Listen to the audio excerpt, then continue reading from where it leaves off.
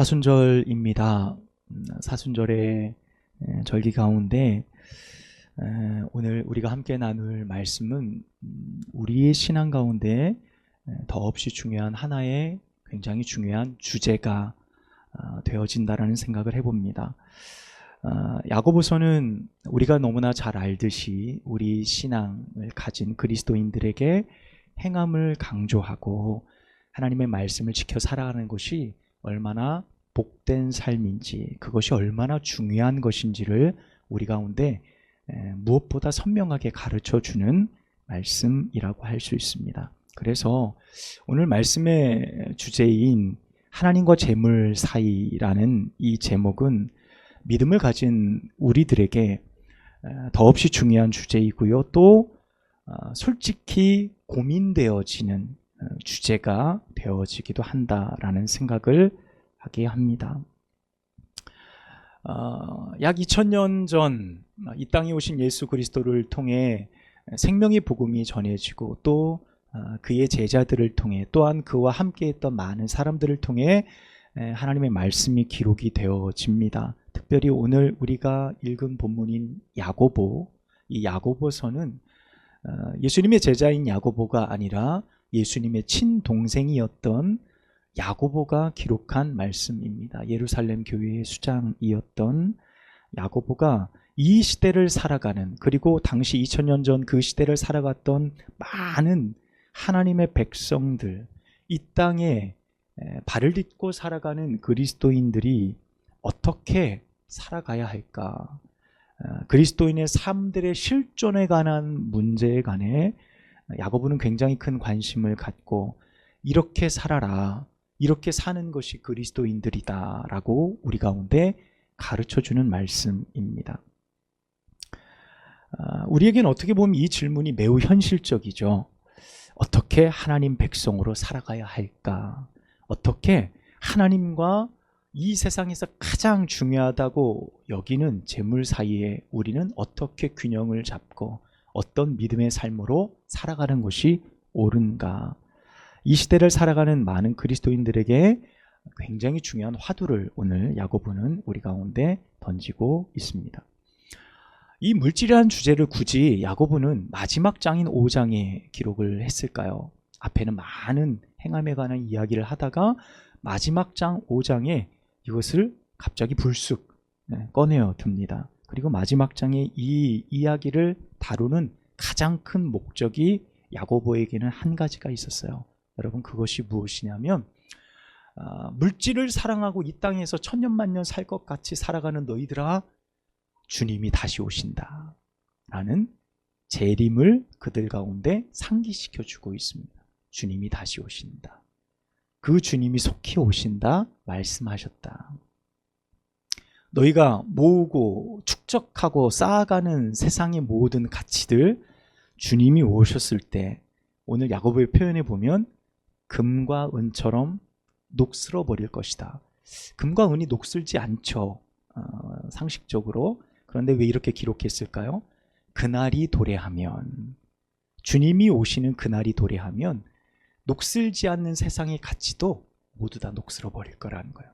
그 가치가 더 이상 필요 없는 것이 되어질 것이다 라는 것을 말해 주고 있는 것이죠. 그래서 그것을 마음에 두고 살아가는 것, 우리는 어떻게 살아가야 할까? 그럼에도 여전히 하나님이 우리를 살게 하셔서 우리가 이 땅에 발을 딛고 살아가는데, 그러면 주님, 우리는 어떻게 살아야 합니까? 라는 우리의 삶의 질문들, 이 두 가지를 우리가 함께 오늘 말씀을 통해 해결해 보는 복된 시간 되시기를 주님의 이름으로 축원합니다. 자, 야고보는 구원에 대해서 사람들이 일반적으로 갖고 있는 편견으로부터 시작을 해요. 이 땅을 살아가는 우리의 삶, 어떻게 보면 어떤 사람들은 우리가 이렇게 살아가는 것이 구원과 아무런 관계가 없어, 근본적으로 그렇게 이해하며 살아가는 사람들도 있어요. 내가 살아가는 삶과 구원은 별개다. 물론 이단들에서 그렇게 가르치기도 하지만 또 그렇게 믿으며 살아가고 싶어 해요. 왜 그러냐면 굳이 이것을 하나로 묶고 싶지 않아요. 내가 살아가는 삶은 삶대로 행복했으면 좋겠고, 구원은 구원대로 내가 소유했으면 좋겠어요. 이 마음이 우리 가운데 함께 공존하고 있는 겁니다. 야고보는 그 사실을 지적하고 있습니다.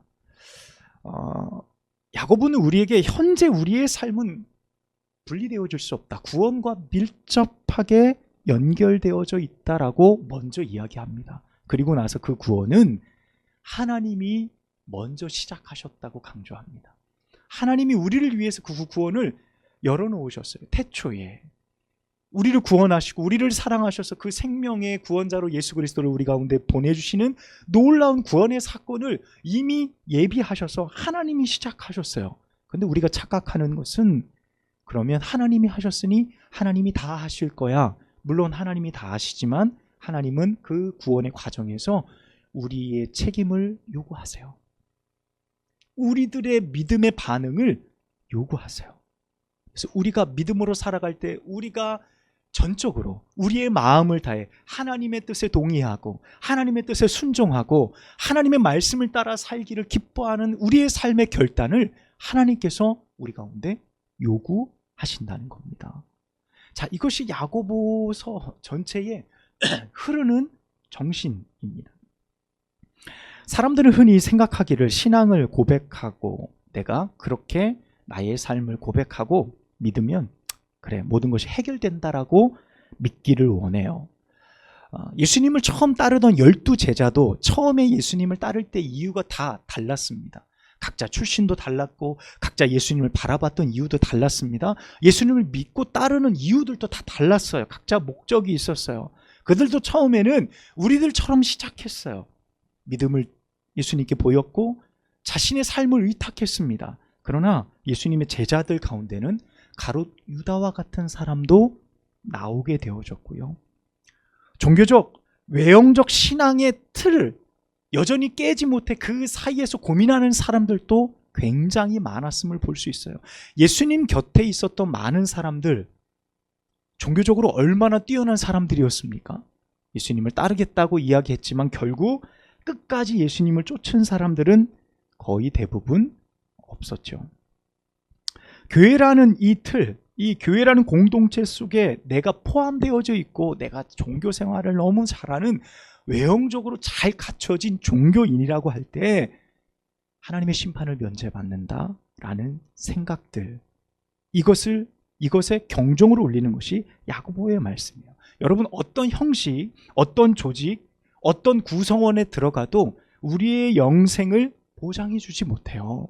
성경은 우리 가운데 그것을 말해줘요. 우리가 아무리 종교생활 잘하고 아무리 주의를 잘 지키고 우리가 아무리 믿음의 삶을 잘 하는 것처럼 외형적으로 보일지라도 여러분, 영생은 오직 예수 그리스도의 구속의 사역이, 그 은혜, 그것을 믿고 그 십자가의 은혜를 내가 진정으로 믿고 순종하는 자에게 주어지는 하나님의 전적인 은혜라는 사실입니다. 그 믿음이 없고서는 결코 우리의 삶에 구원은 없다라는 거예요. 그래서 믿음은 무엇이 아니라는 거죠? 지식이 아니래요. 믿음은 감정이 아니래요. 여러분, 믿음은 예수 그리스도에 대한 철저한 신뢰와 순종이라는 겁니다. 여러분, 이러한 믿음 안에 성숙한 신앙의 길을 걷게 되어진다는 것입니다. 자, 오늘 본문은 이미 야고보서 앞장에 많이 열거된 말씀을 한 번 더 강조하는 말씀으로 최종적으로 5장을 그렇게 기록하고 있어요. 물론 5장의 말씀만 딱 떨어놓고 이야기를 할 수는 없습니다. 우리가 예수 그리스도의 포도나무 안에 많은 가지라고 하죠. 우리가 붙어있는 가지입니다. 오늘 이 말씀도 보면 이것만 가지고 우리가 신앙생활을 할 수는 없지만 더없이 중요한 몇 가지들을 이야기하며 오늘 1절에서 6절까지의 말씀을 하나의 주제로 야고보가 이야기하는데 그 주제가 무엇입니까? 바로 재물에 관한 것이에요. 돈에 관한 것, 부에 관한 것임을 말하고 있습니다. 여러분, 먼저 우리는 부, 재물, 돈을 갖는 것에 대한 기본적인 신앙의 가치들을 가지고 있어요. 그래서 우리는 보통 이렇게 생각합니다. 부는 하나님이 주신 축복이다 라는 기본적인 생각을 우리가 가지고 있습니다. 동의하시면 끄떡끄떡 하셔도 되고, 나는 그런 축복을 받고 싶어요 라고 생각하는 분도 끄떡끄떡 하셔도 됩니다. 이거 우리가 가지고 있는 나름의 기준들입니다. 이것은 구약 성경에서도 보면 그래요. 우리가 그런 어떤 이유들을 찾죠. 많은 신앙인들이 심적으로 매우 동의하는 견해입니다. 하나님이 우리에게 부를 주시는 것은 하나님의 절대적인 축복이다 라는 생각입니다. 또 하나의 개념은 무엇이냐면, 부는 하나님이 우리에게 주신 것이지만 그 부는 우리는 청지기, 우리는 관리인이다 라는 관점입니다. 먼저 부는 하나님께서 주신 축복이라는 이 견해에 대해서 우리가 좀 생각해 본다면, 물론 이 사상에는 부는 하나님께서 우리에게 주셨다라는 하나님의 것이라는 기본적인 개념이 전제되어져 있습니다. 실제로 구약 성경에 보면요, 아브라함이 부자였어요. 그렇죠? 그의 아들 이삭도 부자였어요. 마침내 그가 결실함에 100배의 축복을 받았다, 거부가 되었더라, 이런 기록들이 있습니다. 그의 아들 야곱도 삼촌 라반의 집에서 20년 동안 죽을 고생하고 거부가 됐어요. 부자가 되죠. 솔로몬, 다윗, 욥 같은 이런 사람 모두 하나님이 주신 축복 가운데 부를 소유했던 사람들임을 우리가 발견해 봅니다. 자, 그런데 이런 사람들의 모습을 보면서, 그거 봐, 하나님 믿는 사람들은 모두 다 부자야, 잘돼, 복된 삶이야, 재물을 많이 소유했어 라는 생각을 우리가 갖고 싶어 합니다. 여러분, 하지만 그렇지 않은 사람도 성경에 굉장히 많이 나오거든요. 여러분, 그래서 반드시 이 논리가 모든 사람에게 천편일률적으로 적용되는 거, 꼭 비례하는 것처럼 부는 하나님의 축복이야 라는 이 수식이 완전히 성립되어지지 않는다는 거예요. 여러분, 단지 모든 부가 하나님의 축복이라고 한다면 가난한 성도, 일찍 죽은 사도들은 어떻게 되는 겁니까? 수많은 고난을 받고 어려움, 믿음 지키다가 가난하게 그 생을 마감한, 순교한 많은 그리스도인들은 하나님의 축복에서 멀어진 사람들이 되어지고 말 것이기 때문입니다. 여러분, 이에 반해 신약 성경은 부에 대해서 어떻게 생각하고 있을까요? 신약 성경은 부정적인 측면을 보여주고 있어요. 마태복음 6장 24절에 보면 이렇게 말씀합니다. 하나님과 재물을 겸하여 섬기지 못할 것이다 라고 말해요. 여기서 재물이란 단어가 마모나라는 단어를 가지고 있습니다. 이 마모나라는 단어와 일치하는 우리의 상태가 무엇이냐면, 사람이 신뢰하는 것이라는 뜻을 가지고 있어요. 마모나라는 것이 사람이 신뢰하는 것, 그것이 재물이라는 단어의 의미라는 겁니다. 그러니까 이를 통해 우리가 알 수 있는 신약 성경의 재물에 관한 의미가 어떤 겁니까? 사람이 물질을 대하는 태도를 보여주는 거예요. 재물이 마모라는 뜻인데 그 마모라는 뜻 안에 사람들이 절대적으로 신뢰하는 가치라는 거예요. 그러니까 신약 성경은 그것을 드러내는 겁니다. 사람들이 물질을 대하는 태도와 마음이 바로 이와 같다라는 사실을 먼저 보여줍니다. 디모데전서 6장 10절에도 가보면 우리가 잘 아는 말씀이죠. 돈을 사랑함이 일만 악의 뿌리가 되어진다라는 말씀도 함께 기록되어져 있습니다. 그러니까 실제로 재물은 우리들에게 어떤 의미를 제공해 주냐면 평안을 주고 자유를 주고 힘을 주는 것처럼 보입니다.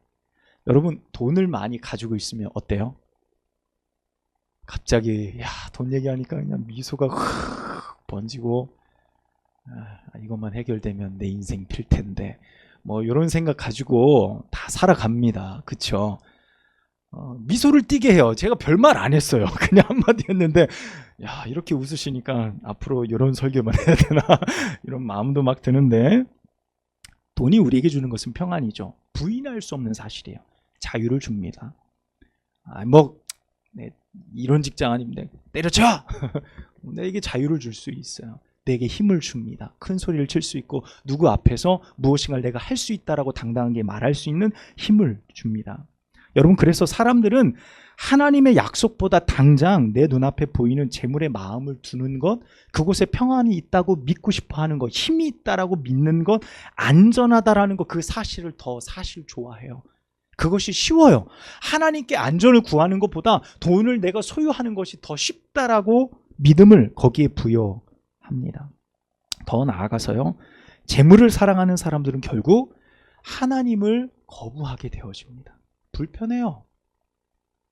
성경을 더 보고 믿음의 삶을 살아갈수록 돈과 하나님과 자꾸 충돌이 일어나는 거야. 그래서 무엇을 선택할까요? 하나님을 자꾸 멀리해요. 하나님을 믿지 않는 건 아니에요, 하나님. 하지만 약간 거리를 좀 둘게요 라는 마음들을 갖습니다. 그래서 언제나 재물은 하나님과 대립각을 형성하게 되어집니다. 자, 또 하나의 개념이 무엇이라 그랬죠? 관리, 청지기의 개념이라는 거예요. 여러분, 모든 재물은 하나님께서 인간에게 위임한 것이다. 하나님이 우리에게 위임한 것이다. 내게 아니다. 그러니 필요한 곳에 필요한 양만큼 하나님이 원하실 때 우리는 순종함으로 사용할 수 있어야 된다라는 정신, 그것을 말해주고 있습니다.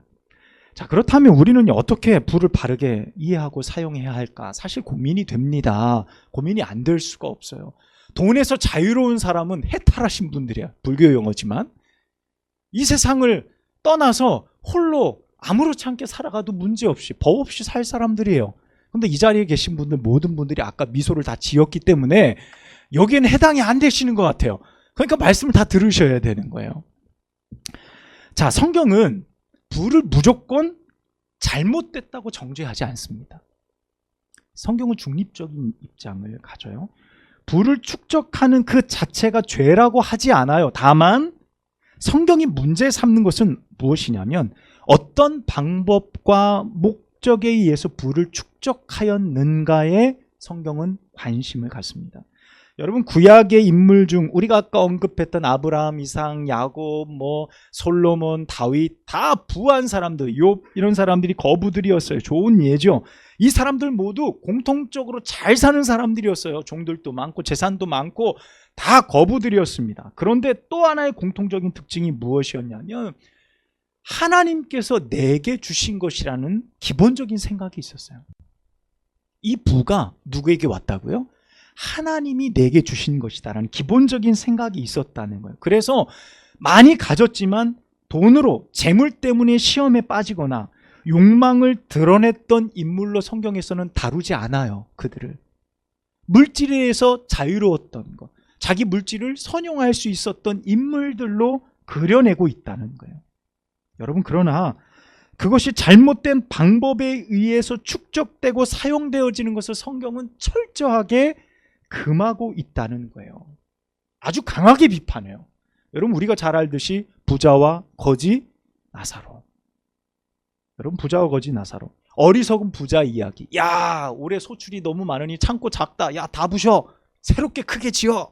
넉넉히 쌓아. 내 영혼아, 나를 위해서 오래오래 먹고 살고 내가 다 준비했으니 기쁘게 놀고 마시고 놀자. 이 어리석은 부자의 이야기 아닙니까?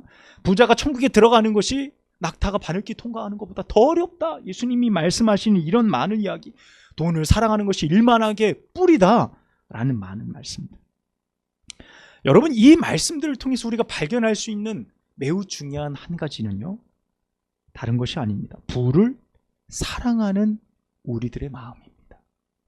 부를 사랑하는 우리들의 태도, 그것을 바라보는 우리의 심정을 다루고 있습니다. 그래서 주님은 한 사람이 두 주인을 섬기지 못한다라고 말해요. 여기에서 두 주인은 누굴까요? 하나는 주인이 될 수 없는 대상이에요. 그런데 우리가 그것을 주인 삼죠. 하나님과 재물이에요. 저는 이게 굉장히 불경한 비교라고 생각하지만 예수님도 그 사실을 인정하셨어요. 우리들의 현실인 거예요. 하나님만큼 비교가 되는 거예요. 여러분, 어느 정도 비슷해야 비교를 하죠. 그렇죠. 우리들이 무엇인가 비교를 할 때 비교감이 안 되면 되지도 않아요. 야, 100대 빵이야. 어림도 없어. 그런데 어떻습니까? 하나님과 재물을 빗대어서 이야기한다는 것은 우리 편에서는 너무도 중요한 거예요. 주님이 보실 때 우리가 그와 같은 모습이라는 사실입니다. 여러분, 그렇다면요, 오늘 이 말씀 본문 안에서 우리는 재물에 관해서 어떤 태도를 지녀야 할까? 여러분, 짧게 세 가지로 여러분에게 말씀을 드리려고 합니다. 여러분, 부의 사용의 첫 번째는요, 우리의 주된 관심이 부에 있어선 안 된다는 겁니다. 우리의 주된 관심이. 우리의 관심사는 하나님 나라와 그의 의를 구하는 것이다 라고 말씀해요. 근데 목사님 어려워요. 좀 모호한 것 같아요. 이렇게 생각할 수도 있어요. 여러분, 이 말씀이 어떤 겁니까? 결국에는 하나님의 의를 구한다는 것은 하나님의 뜻이 내 안에서 펼쳐진다는 것을 의미해요. 하나님의 뜻을 내가 품고 그 말씀대로 내가 순종하기를 기뻐하는 삶이 하나님의 의를 먼저 추구하는 것이다라고 이해하면 편해요. 자, 그러면 우리가 청지기라고 말할 때에 하나님의 의와 뜻을 펼칠 수 있는 것, 재물을 통해 여러분 어떤 것이 있을까요? 굉장히 많겠죠. 내가 무엇인가를 섬기는 것, 내가 나의 삶의 수고를 통해 내 힘으로 얻었어. 내가 힘들게 일한 거야. 내가 뼈 빠지게 나가서 일해서 내가 얻은 거야. 그러니 이거 내 거야 라는 기본적인 생각에서 벗어나는 거예요. 하나님이 내게 주신 것, 성경은 분명히 우리에게 기록합니다. 너희가 수고한 대로 먹을 것이라 라고 말씀해요. 여러분, 거저 떨어지고 우연히 주어지고 길 가다 무엇인가 죽고 로또가 되고, 여러분, 그런 것은 하나님이 기뻐하시는 수익이 아니에요. 하나님이 우리에게 주시는 축복과 하나님이 우리에게 재물을 주시는 방법의 조건이 아니라는 겁니다. 하나님은 우리의 삶의 수고의 열매를 통해 그것을 먹고 그것을 기뻐하는 것을 하나님께서 원하신다는 사실이에요.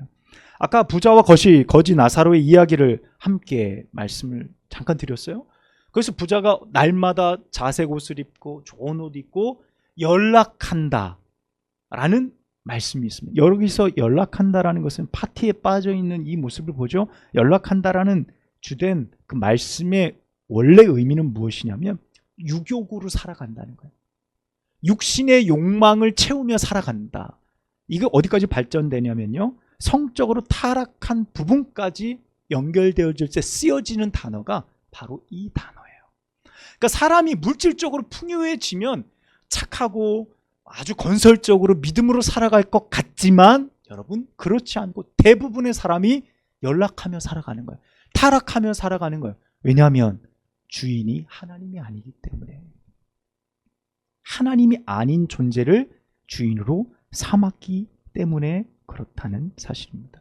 그래서 우리가 첫 번째 기억해야 될 것은 우리의 주된 관심사가 절대 돈에 머물러선 안 된다는 겁니다. 여러분, 두 번째는 부는 정당한 방법으로 축적돼야 한다는 거예요. 여러분, 오늘 4절 말씀에 보면 오늘 뭐라고 말씀하고 있습니까? 4절, 보라, 너희 밭에서 추수한 품꾼에게 주지 아니한 싹이 소리 지르며 그의 추수한 자의 우는 소리가 만군의 주의 귀에 들렸느니라. 아멘. 여러분, 우리가 잘 알듯이 과거 한 20년 전 이럴 때 저 동남아에서 일하러 오신 외국인 노동자들에게 굉장히 품삯을 박하게 주고 제대로 주지도 않고 여러 가지 많은 어려움을 줬던 우리 시대의 어떤 어두운 민낯이 있었어요. 우리나라도 그래요. 지금 그런 것들이 많이 없어졌다고는 하지만 여전히 그런 것들이 굉장히 많이 있었어요. 더 오래 지나보면 우리들이 그랬죠. 우리 부모님의 세대가 그랬고, 이런 많은 어려움들, 이런 걸 통해서 누구는 대단히 부자가 되지만 누구는 여전히 뼈 빠지게 일해도 어떻습니까? 그 가난을 벗어나지 못했던 과거의 삶을 우리가 기억해 보는 거예요. 하나님은 그것을 들으신다는 거예요. 그들의 외침, 그들의 울음, 그들의 억울한 그들의 외침을 주님께서 들으신다는 거예요. 그래서 우리에게 말하세요. 너희의 부를 축적할 때 정당하게 하라는 거예요. 정직하게. 그래서 우리가 이 법을 지키는 거예요. 우리가 이 땅에서의 최소한의 법, 최소한의 양심, 그것을 따라 우리가 돈을 버는 거예요. 그릇된 방법으로 얼마나 많이 법니까? 누군 공금을 횡령해서 몇천억씩 빼돌리고 가족과 친척까지 다 동원해가지고 막 서로 통장 만들어 놓고 그러다 한 명 깜빵 들어갔다 나오면 나머진 다 우리 돈. 자, 이런 일들이 비일비재하게 일어나는 우리의 세태들을 바라보며 돈이면 최고야. 물질 만능. 그 생각, 그것을 주인 삼는 사람들의 행태라는 거예요. 어떤 방법으로든지 축적하면 그만이다 라는 마음. 그러나 오늘 성경 우리 가운데 분명하게 말씀합니다. 너희의 부를 정직하게 축적하라는 거예요. 여러분, 이 부의 의미 안에는요, 더불어 무엇도 포함됩니까? 나 자신도 포함돼요. 너 자신의 건강과 삶을 해치면서까지 부를 축적하는 행위는 하나님이 기뻐하시지 않는다는 거예요. 가족의 희생을 강요하는 거죠. 네가 희생해야 돼. 몇 년만 참아. 더 희생해. 더 희생해. 어려움 겪어. 더 해. 이렇게 해야 우리 다음 단계 올라가고 또 다음 단계 올라갈 수 있어. 여러분, 그것 또한 그리 바르지 않음을 보여줘요. 그러니까 물질이 우리의 주된 관심사가 될 때 너무나 많은 나의 삶의 소중한 것들을 자꾸 희생을 강요하며 포기하게 되어지는 일들이 우리 주변에 너무나도 많이 일어난다라는 사실을 발견해 볼 수 있습니다. 자, 세 번째는요, 부를 바르게 사용하라라는 거예요. 여러분, 우리가 계속 발견하는 것이 무엇입니까? 부는 우리의 삶의 목적이 아니라는 거예요. 우리가 하나님다운, 하나님의 자녀다운 삶을 살기 위해서는요, 우리가 물질을 어떻게 사용하고 있는지를 보면 알 수 있다는 거예요. 내가 돈을 어떻게 쓰고 있고 재물을 어떻게 다루고 있느냐를 보면 너무나 잘 알 수 있다는 겁니다. 앙드레 비엘리라는 사람이 이런 이야기를 했습니다. 만약 재물이 하나님과 이웃을 위해서 쓰여지지 않는다면 너희의 재물이 하나님의 것을 도둑질하고 있다 라고 이렇게 표현합니다. 아니, 내가 힘들게 내가 벌었는데 무슨 누가 뭐라 그래? 라고 생각할 수 있지만 우리 그리스도인들에게 이 부는 하나님에게로부터 주어진 것이다 라고 생각하면 하나님께 드리는 거 헌금 빼고 나머지 다 내 거가 아니라는 거예요. 하나님이 내게 주신 부라고 한다면 이것을 어떻게 선용하고 사용할까, 사용처에 대해서 내가 고민하며 살아가는 것, 나의 수고스러운 열매를 통해 내가 얻은 재물을 통해 또 어딘가에 씨앗을 뿌리는 거죠. 생명의 씨앗을 뿌릴 때 그것을 통해 하나님의 영광이 드러나고 하나님의 일들과 하나님의 놀라운 어떤 복음들이 그곳에 싹을 맺고 열매를 맺게 된다면 여러분, 그 물질은 어때요? 우리의 삶에 너무도 복된 가치가 되어진다는 사실입니다. 어떤 분들은 그렇습니다. 그러면 아무것도 하지 말아야 되겠네요. 여가도 가지 말고 휴가도 없고 열심히 일하고 그런 얘기가 아니고요. 여러분, 모두 이웃을 위해서 사용하라는 게 아니라 나의 삶을 되돌아보며 나의 필요를 따라 채우지만 그 이상의 것을 나의 욕망과 나의 기쁨을 위해 사용되어지는 것은 그것은 잘못되었다는 거예요. 여러분, 여러분의 수고를 위해 맛있는 거 드세요. 여러분의 수고를 위해 부족하지 않도록 여러분의 삶에 쓰세요. 건강을 위해 우리 처음 알았는데 우리 강서영 권사님 이렇게 몸 꺾는 운동 하신다 그러더라고요. 이렇게 저한테 딱 맞는 것 같아요. 그래서 오래 다니셨대요 벌써. 그래서 좋아요. 그런 거 하시라고요. 자기 개발하는 거 다 하시고 적당한 여가를 위해 물질 사용하시고 다 하시라고요. 대궐 같지 않은 집에 살지만 주님이 이곳에서 살게 하심으로 감사하고 내 머리 누이고 내 몸이 누워 피곤함을 달랠 수 있는 곳이 있다고 한다면 여러분 감사하실 수 있어야 돼요. 하지만 어떻다고요? 언제나 나눌 수 있는 준비가 되어져 있으셔야 된다는 거예요. 내 것을 꺼내어서 나눌 수 있는 준비, 여러분 언제나 그것이 될 때 주님은 내 삶에 물질의 복을 허락하십니다. 여러분, 사용할 수 있는 사람에게 주는 거예요. 그것을 감당할 수 있는 사람에게 부어주시는 겁니다. 할렐루야. 여러분, 아이가 칼 달라 그래서 그냥 칼 막 주지 않아. 요리사에게 칼 주는 겁니다. 능력이 되는 사람에게 주죠. 여러분, 그 그릇을 우리가 준비하는 겁니다. 여러분, 왜 성경은 부를 조심하라고 계속 경고할까요? 제가 서두에도 말씀을 드렸습니다. 여러분, 부는 이 세상에서 가장 우월한 가치이지만 여러분, 우리는 그 우월한 가치에 매여 있을 새가 없어요. 왜 그러냐면 주님이 다시 오시기 때문에 그렇습니다. 주님이 다시 재림하신다라고 우리 가운데 말씀하세요. 우리는 이 땅의 가치가 아니라 저 하나님 나라의 가치를 품고 살아가는 사람들이에요. 그러니 하늘나라의 가치에 걸맞는 삶을 살아가야 되는 거예요. 여러분, 그 나라에 걸맞는 삶과 품위를 가지고 살아가는 거예요. 그것이 내 몸에 배어 있어야 돼요. 내 삶에 배어 있어야 돼요. 이것을 상기시키기 위해 야고보는 오늘 우리에게 그 당시에 또한 성도들에게 뭐라고 이야기합니까? 길이 참으라. 그렇게 하고 싶어도 세상 사람 다 그렇게 살아도 내 옆집에서 뭐 철수 엄마, 영수 엄마 다 그렇게 살고 다 그렇게 사는 거야. 요즘 그렇게 아니고 어떻게 살아? 인생 한 번이야. 인생 훅 가. 그러니까 즐겨라고 말해도 여러분 길이 참는 거죠. 우리의 삶은 저 하나님 나라의 가치에 속해 있으니 그 나라의 가치답게 품위 있게 살아가는 거예요. 그리스도인답게.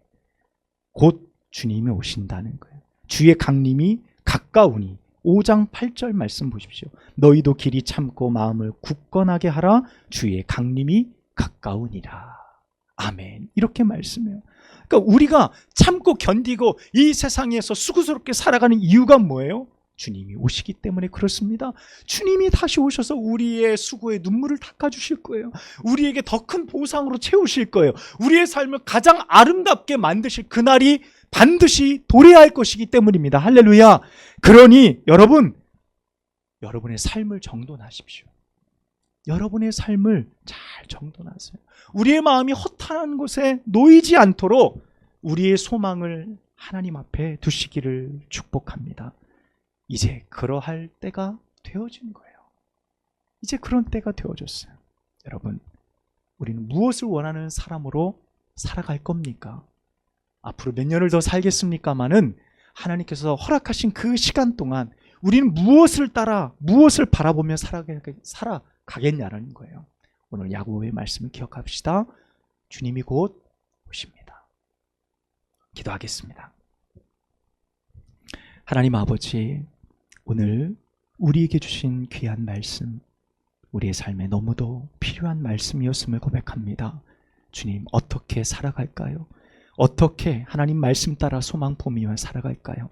재물이 아닌 하나님께 소망을 두며 살아가는 저희 모두가 되어지도록 축복하여 주시옵소서. 아버지 하나님 세상의 가치를 쫓아 살아가지 않게 하시고 우리 주님만을 바라보며 주님의 가치를 바라보며 살아가는 저희 모두가 되도록 함께하여 주옵소서. 주님, 무엇보다 우리 살아가는 모든 성도들 세상 가운데 힘내게 하여 주시고 소망 품으며 살아가게 하시고 우리 주님이 오시기에 길이 참고 수고하는 삶 분명히 보상하시고 칭찬하시고 갚아주시리라는 믿음 가지고 승리하며 살아가는 우리 모두가 되도록 인도하여 주옵소서. 예수님의 이름으로 간절히 기도하옵나이다.